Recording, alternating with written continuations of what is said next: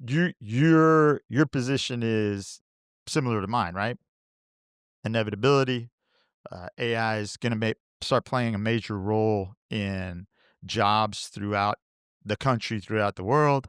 The question is, what's the effect going to be?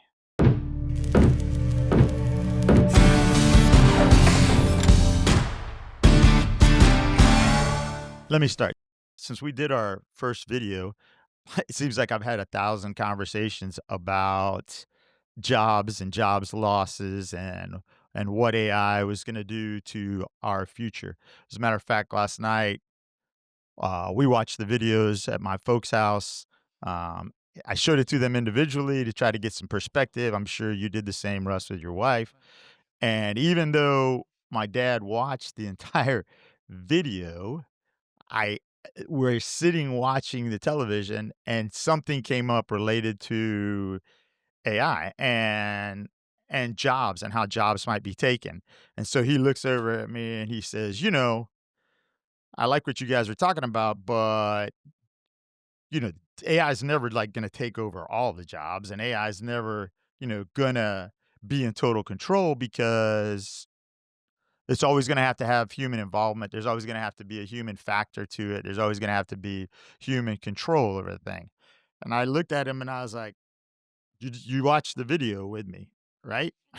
And you uh, said you understood, but you're now looking at me, and I was talking to you right after the video about how awareness is going to be the key, right? Because there's going to be people out there that are going to say, "Hey, uh, there's going to be people out there that say, listen, I don't care about AI. I don't care what it can do. I don't care what it represents.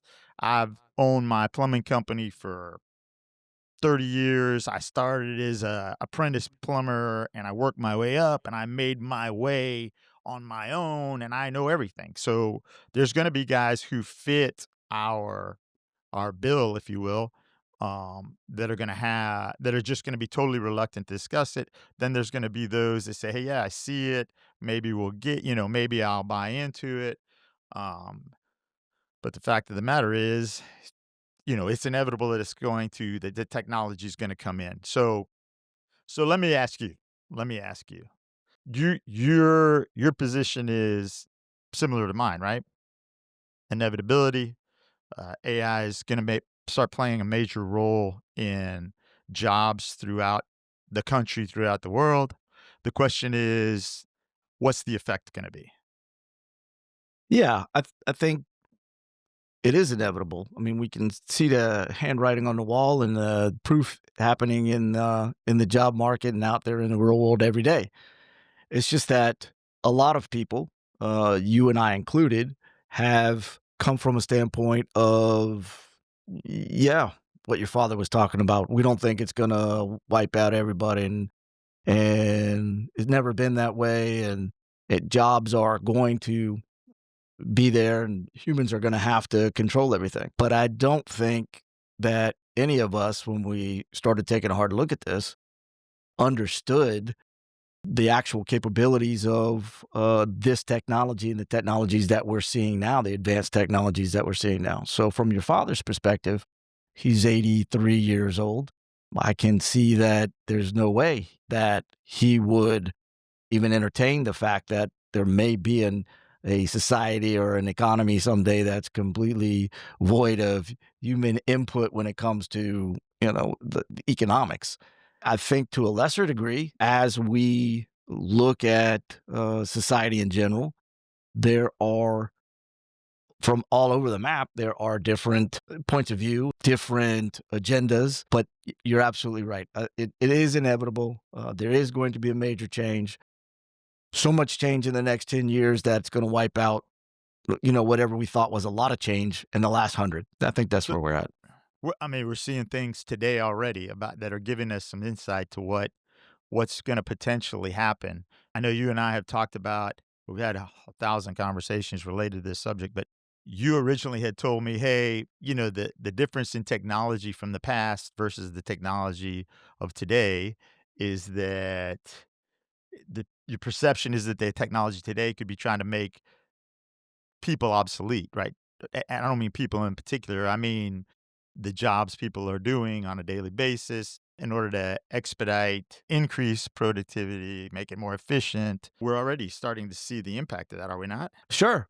And I think when you go back and take a look at it, your point was, you know, technology through the years has always been something that added value to a man, made him stronger, made him able to work longer through the day and through the night, made him be able to communicate in a better fashion. All of the different changes that we've seen in technology have been all about improving a man's ability to provide value. And I believe that that is what AI is probably all about now, or at least what most people are thinking. The difference is that between all of the technologies, AI, automation, agents, agent swarms, robots, AI and the advanced technology doesn't have just the ability to help man create more value and be stronger, better, faster on his own, can actually replace the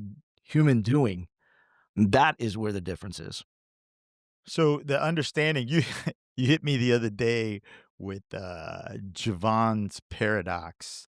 Um, Jevons paradox, yes. Whatever, yeah, whatever the damn thing was. I didn't know what the hell you were talking about at the time, but I did wanna let you know that I didn't know what was happening at the time, but you recognized that I didn't know what was happening at the time, so you jumped in and said, "And since you don't know what the hell I'm talking about, you went ahead and You're gave me the so paradox." sensitive, man. And Why you gotta be you went so ahead sensitive? you went ahead and gave me the paradox. So my understanding when you sent that to me was that the belief is that technology uh is purely is to assist, right? Right? That's the idea, right? Is it's going to assist us, and all and what I continue to consider is that okay, yeah, it's here to assist, but how long is it going to assist?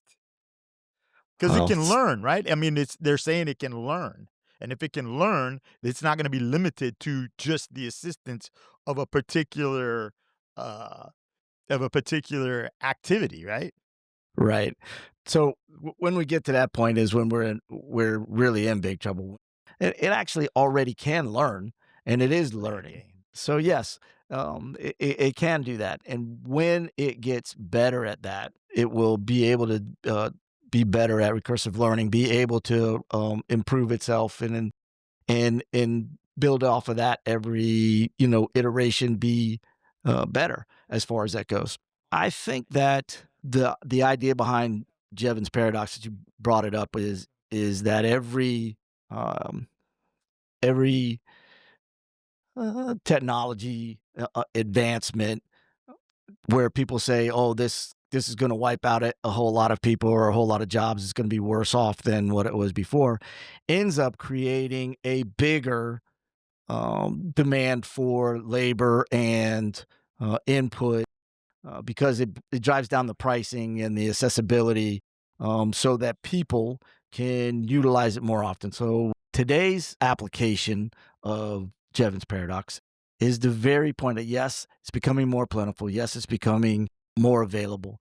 Yes, it's becoming a whole lot cheaper, but that who it's making better is what's in question. Am I making things better for the billion robots that Elon Musk is getting ready to use and put to work, as opposed to I need millions of more humans in order to utilize this technology to do better?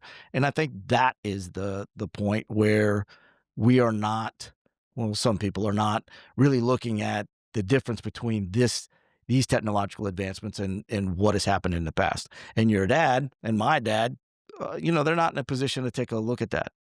Our age group, the last analog generation, those of us that are in that category or in that age, it's pretty hard for us to think that we can't not be replaced. We can't, there's no way that machines and robots and technology can take over what it is that we do, but the fact is it can. And that's where we're having an issue. Okay, so the conversation is revolving around AI taking jobs. Is it going to take jobs? How many jobs is it going to take? Who's it going to affect first? We're going to continue to talk about that, and we'll be right back.